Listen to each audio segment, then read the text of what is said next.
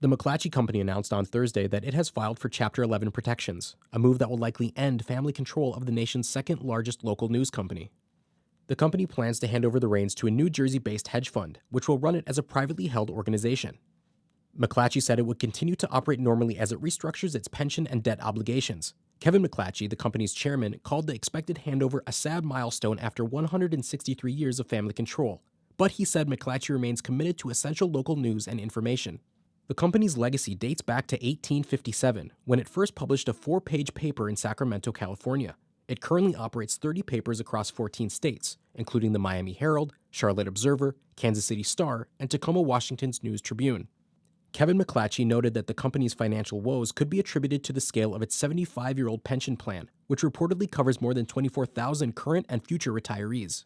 But the company has struggled with declining revenues and debt in recent years, especially since acquiring the Knight Ridder newspaper chain in 2006 for $4.5 billion. Last November, McClatchy announced it would cut Saturday print issues network-wide by the end of 2020.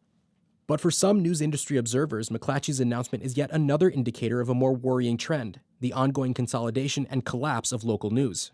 Because local news is actually our watchdog for government, keeping governments accountable, keeping corporations accountable, as we lose local journalism, government corruption and corporate corruption goes up, government costs increase, government salaries increase.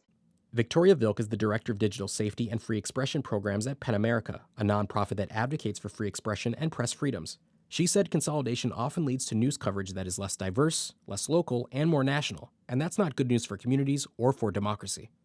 The time has come for us to radically rethink how we think about local journalism in this country, so that we don't just think of it as a commercial good, but actually think of it as a public good, right? A service that is so vital to communities and to democracy that it deserves not only private sector support, but actually philanthropic support and public support.